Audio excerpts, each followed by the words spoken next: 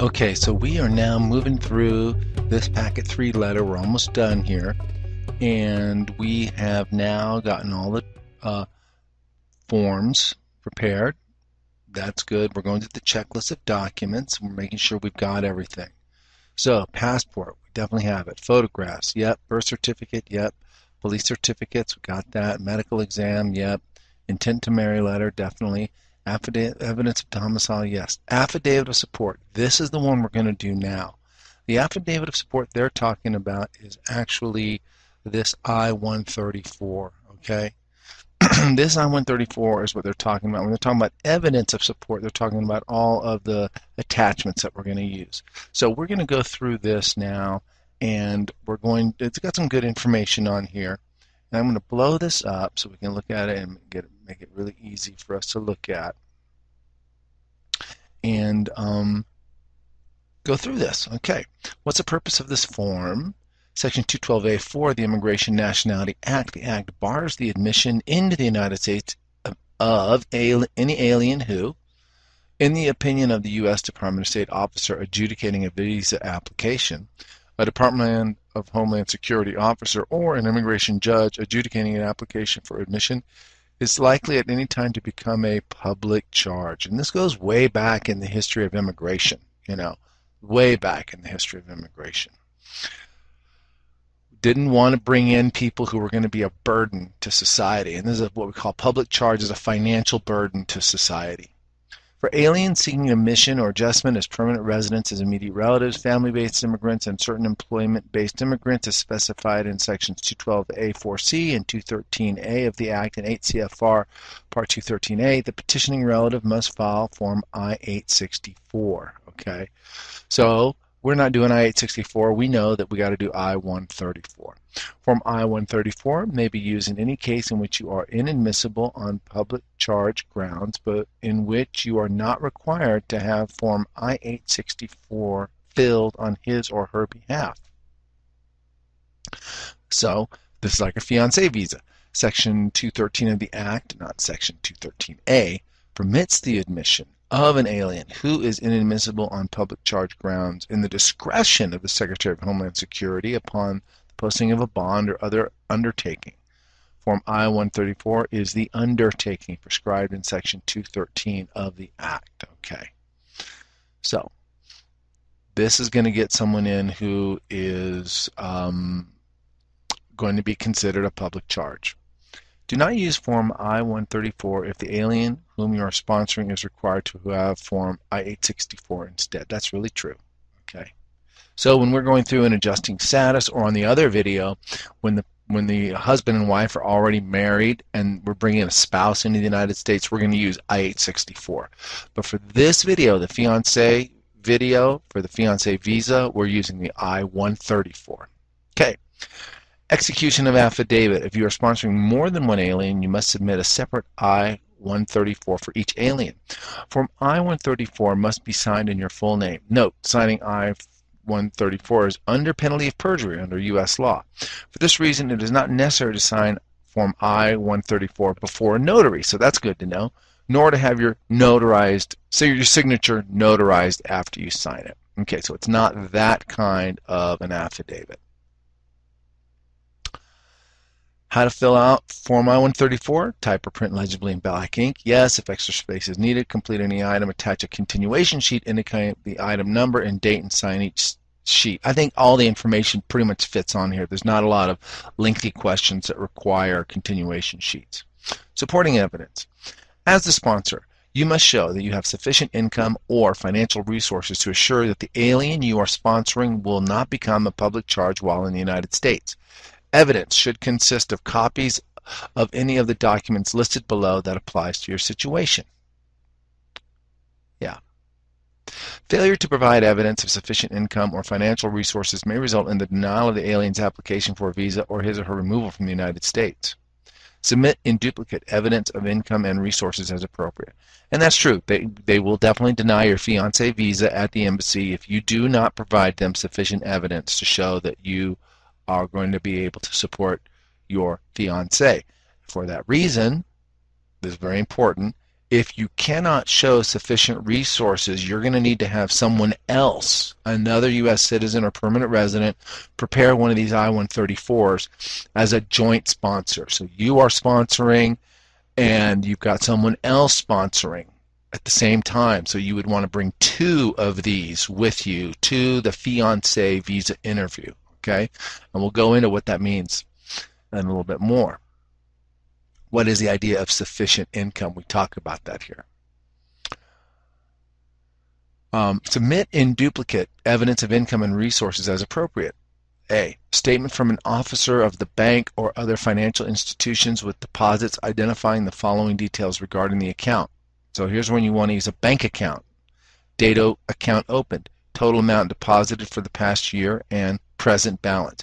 So the total amount deposited for the past year is going to be when you have income other than income that is declared on a tax return. Because what we're suggesting you do is provide tax returns to show the amount of money that you actually earned and you reported to the IRS. Okay, that's very solid evidence. But a lot of times people don't file tax returns. So if you're going to bring in a bank account statement showing, look, I have earned this amount of money, then this is how you do that. Statements of your employer on business stationery showing date and nature of employment, salary paid, and whether the position is temporary or permanent. Okay, we're definitely going to be suggesting you do this. If self-employed, okay, copy of last income tax return filed or a report of commercial rating concern. So a report of a commercial rating concern. A lot of people don't have commercial rating concerns. A list containing serial numbers and denominations of bonds and name of record owners. Obviously, most of the small businesses who do this, self-employed, will use the tax return method.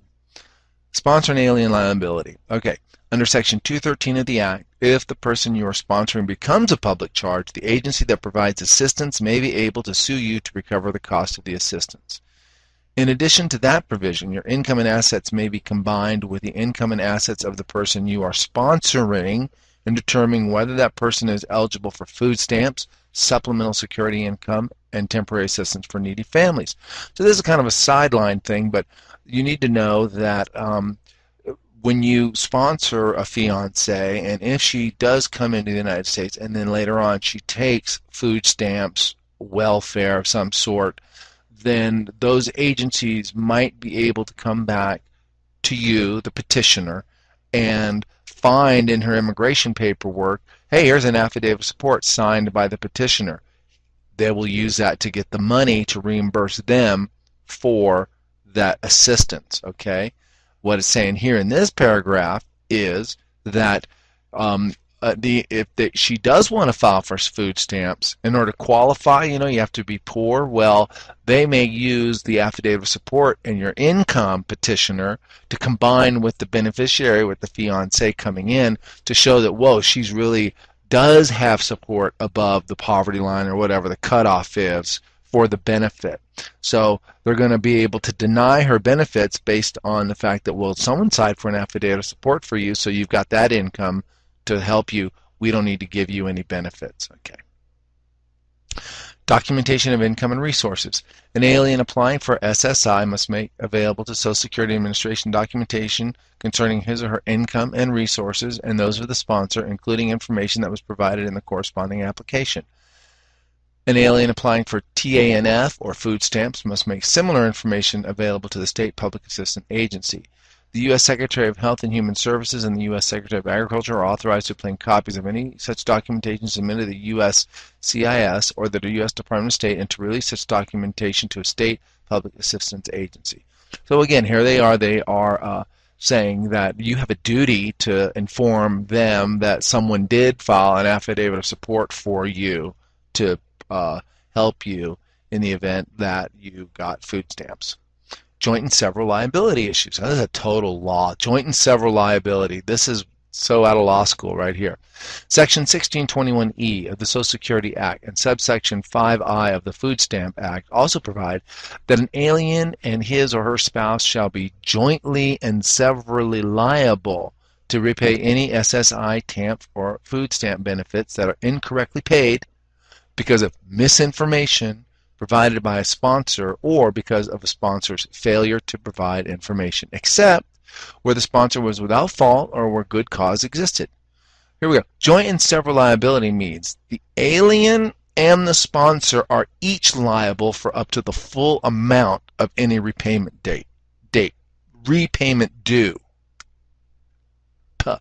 So they can get it all from the sponsor, they can get it all from the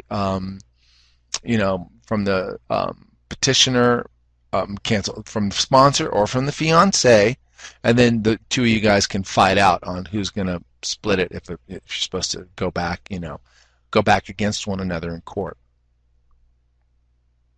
Incorrect payments that are not repaid will be withheld from any subsequent payments to you or your sponsor are otherwise eligible under Social Security Act or Food Stamp Act.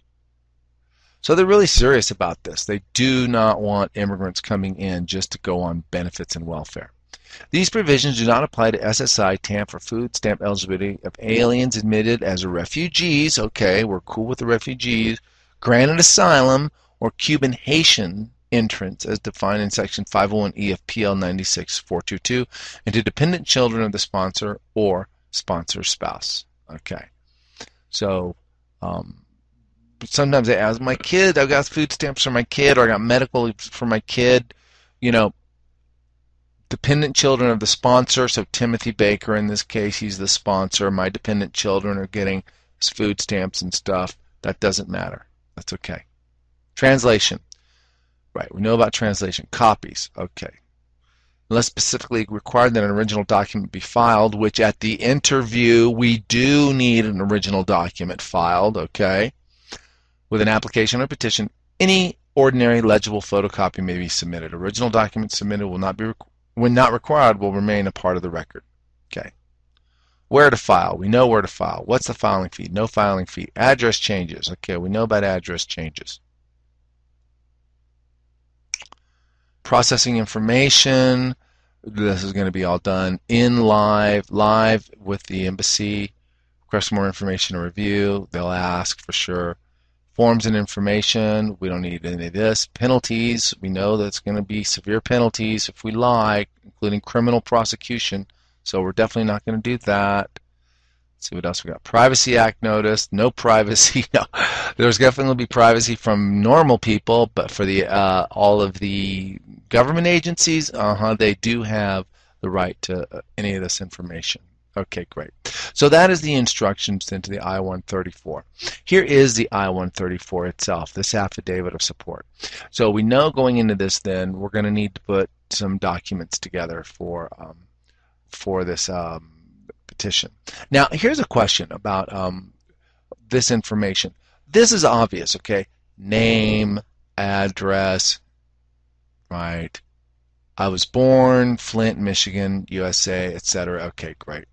And then you have a U.S. citizen through naturalization. No. 31 years of age, reside in the United States since date of birth, right? Okay, so we got all that good. Okay. Affidavit is executed on behalf of the following persons: Ann King, Elizabeth, female, 30, Canada, single, relationship sponsor, fiancé, presently living in Toronto at this information. Okay. Name of spouse and children accompanying or following to join. Spouse, we have none. She's not married, right? And then child, none. So we got that. Cool. And so here we go. This information then is basically restating what it said, all the warnings in the instructions, right? Okay. So here's where we get down to it now. You, in number 7 here, here's where you choose what to pledge on behalf. So the question is, okay, how do I know? How do I know if I'm going to be okay with this? Well, there is a document called the Poverty Guidelines, okay? And so let us go to the Poverty Guidelines. And where we find the Poverty Guidelines are on the USCIS, it's the USCIS website, right? And USCIS, you can go Poverty Guidelines, or you can go I-864P, right? And the I-864P Poverty Guidelines, right, comes up. There we go.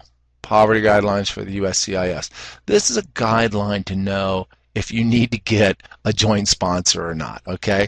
So basically, with the poverty guidelines then, here they are. And the way these work is they're talking about minimum income requirements for use in completing Form I-864, okay? So these are not legally binding towards the I-134, okay? So that's true. And can they deny your application for a fiancé visa if they believe that she's going to be a public charge because you don't have enough money to sponsor her? Yes, they can. Okay. What are the numbers we're actually talking about? Well, let's look at this. We know that for I-864, if you got over 125% of the poverty line, you're okay. So for the I-134, that's going to work as well. So let's look at this then. Here's Timothy, family of 2, right, for him and his wife, but he has the 2 kids, but they're not on his tax returns, they're not dependents, but we're going to consider them anyway, and we're going to look at it as a family of 4, okay? So we know that if he's making $25,000 a year, right there, right, come on, right there, right? If he's making $25,000 a year, he's fine. He's fine, okay? If he's making less than that, he's got to worry. How about $20,000? Well, $20,000 would support a family of 3, so that's a possibility too. $16,500, well, if you're just him and Timothy, that could be a good argument there too. Then look, with the 100% of the poverty line is $13,200, okay? But look, just think about it. You know, if you're earning the poverty line, if you're at the poverty line, there's going to be suspicion that your fiancé, you're not going to be able to pay back welfare if your fiancé goes on welfare. And there's actually kind of a suspicion that she's going to go on welfare because you're in the poverty zone, right? So with these guidelines then, okay, I would say look at, in a case like this where Timothy has 2 kids that he's, you know, paying child support on, then they're young, we're going to look at this family of 4 here, right? $25,000. If you're less than $25,000, you might want to consider getting a joint sponsor, getting someone else to help. All right? Great. This also defines a federal means-tested public benefit. These are the ones that if you take a means-tested public benefit, you can probably be paying back. The petitioner might have to pay back the government. So this is food stamps, Medicaid, supplemental security income, temporary assistance for needy families, and the state child health insurance program, SCHIP, right? And then here's the state means tested public benefits. So each state will determine which, if any, of its public benefits are means tested. If a state determines that it has programs that meet this definition, it is encouraged to provide notice to the public on which programs are included. Check with the state public assistance office to determine which, if any, state assistance programs have been determined to be state means tested public benefits. So if I were looking for Tennessee, I would go in Tennessee means tested public benefit, right? Right here, means tested public benefits, pop up and look and see if the benefit I'm about to take is a means tested. You know, because if you means tested, right, if you have the means to pay for it, then you're not going to get it for free. If you don't have the means to pay for it, then you can go ahead and get the benefit. But they're looking at your income to determine whether or not you get this benefit for free. Programs not included. The following federal and state programs are not included as means-tested benefits. Emergency Medicaid, short-term non-cash emergency relief, services provided under the National School Lunch and Child Nutrition Acts, immunizations and testing and treatment for communicable diseases, student assistance under the Higher Education Act and Public Health Service Act, certain forms of foster care or adoption assistance under the Social Security Act, Head Start programs, means-tested programs under the Elementary and Secondary Education Act, and Job Training Partnership Act programs. Okay, so again, this is for I-864. This is not for I-134. There's a lot of more flexibility around I-134. It's not as rigorous and is not as compartmentalized as the I-864. And guess what? You might as well be filling out an I-864 when they're involved, because the USCIS and the Department of State are going to can knock out and refuse to issue a visa if they feel that you are going to be a public charge. So that's what is true. So when we're here then, okay, and we're looking at accounting, we're going to go to our tax returns, right? I derive an annual income of, if self-employed, I'm going to attach a copy of my last income tax return, right? Income tax return, or report of commercial rating concern, which I certify to be true and correct to the best of my knowledge and belief. Commercial rating concern, you know, what, Standard & Poor's, you know, that's pretty, I mean, pretty much unlikely a small, you know, small business person who's doing a Schedule C on their own tax return is going to have a, you know, commercial rating return, commercial rating letter. See instructions for nature of evidence, net worth to be submitted. That's fine. So anyway, $60,000. How did I get that? Okay, well, for Timothy here, we went to his tax returns, and this is happening in 2011, 2012. Okay, here are his 2011 W-2, right? So this is from Acme Inc., and this is showing him as $148,020. So that is some really good money, right? That's some good money. And the truth is that on this application, okay, his tax returns for 1040 2011 show the same thing, $148,020. So why don't I put $148,020, or actually $148,195? Why don't I put any of that on there? Okay, well, because it is no longer 2011. It is now 2012, right, people? So what does my employment verification letter say? Okay, please be advised that Timothy Parker has been employed with us from April of 2008 until present as an accountant. His current base salary is $58,288 per year, and he can also earn some bonus based on his cost-saving efforts. He works full-time. If you have any more questions, please contact me. So as of 11/30 of 2011, okay, he earned, his base salary is $58,288. So, and he got a bonus. So that is not in existence at the time of filling out this I-134, right? So, I derive an annual income of, all right, every year I'm making this, $60,000 is a good, you know, summary. Yes, he might make more, but his base salary is in the employment verification letter.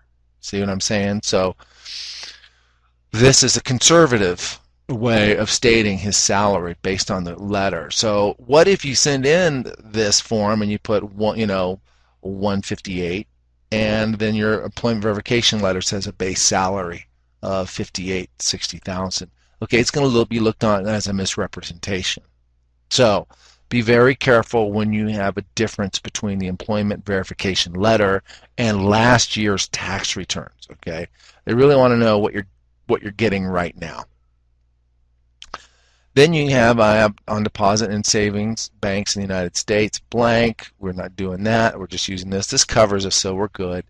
Personal property, the reasonable value of which is you can add this up. If you don't make this income, then you can start going into your bank accounts, how much cash, personal property, how much you value that. But when you're doing personal property, okay, if you're going to use personal property, you need to document the value of it somehow through an appraiser. Maybe you have insurance on it. You know, if you have a gold collection or mink coats or whatever you have, you know, you might have homeowners insurance that lists it and lists the value, the replacement cost of it. So that's where you would need to independently verify actually how much the value of that is.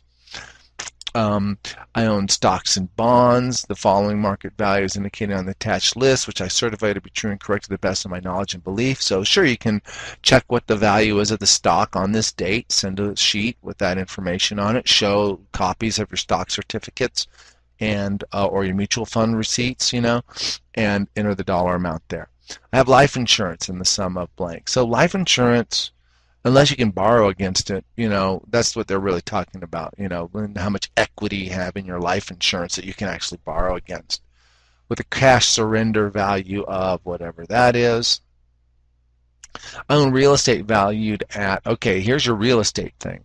With mortgages or other encumbrances thereupon amounting to blank, which is located at here, here, here, and there. So the real estate value, in when you're getting real estate, what they really like is to see a professional appraiser give the real estate value. Could you use a tax assessor's letter? Yeah, you could. You could use the tax assessors, but as long as you're it's not as good as obviously the professional professional appraiser, right? Tax assessors is not as good as that, but you could use that on here. And then with the mortgage, then you're going to be getting the difference between what the value is and what your mortgage is to determine what your equity is. And if your equity is more than, I would say maybe 3 times what the poverty guideline is, you're going to be okay. Following persons are dependent upon me for support. Okay, so there's Sally and Shelton, Timothy's 2 children from the petitioner, and they are partially dependent. And so 2 and 1, and they are child.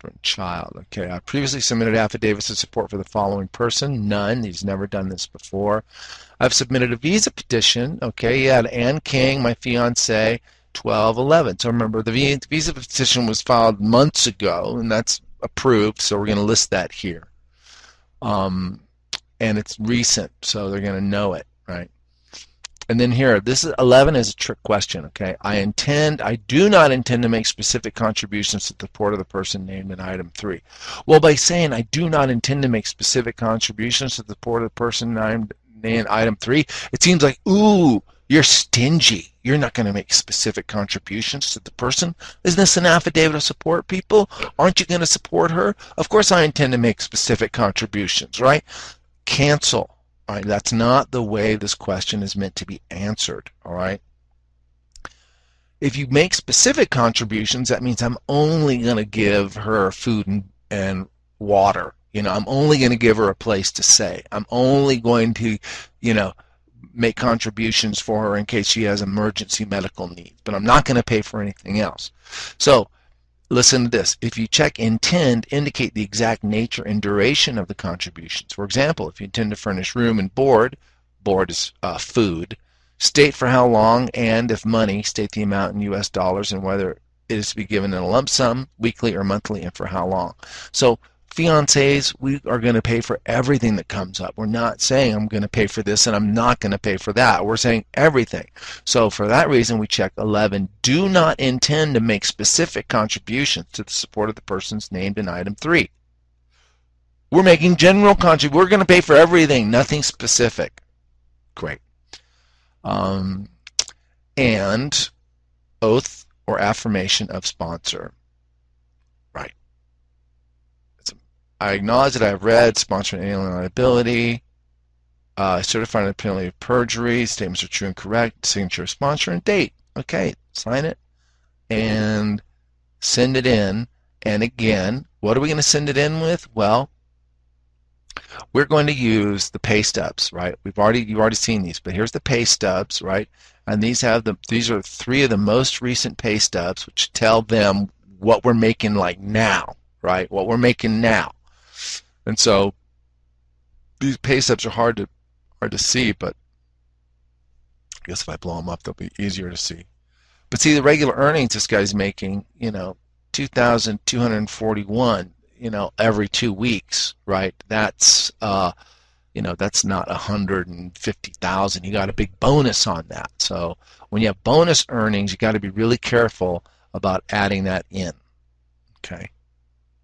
So there's our pay stubs. You saw our employment verification letter, the tax returns. Of course, we have 3 years of tax returns and W-2s. So there's the W-2s, which go with the tax returns, right? And so that is this piece right here, evidence, affidavit of support, and evidence of support. Now, evidence of domicile, okay, I just showed you all of the tax returns, all of the letters, and all of the pay stubs. So those are evidence of the domicile as well. So that's why we're checking evidence of domicile for this based on the information we're providing with the affidavit of support.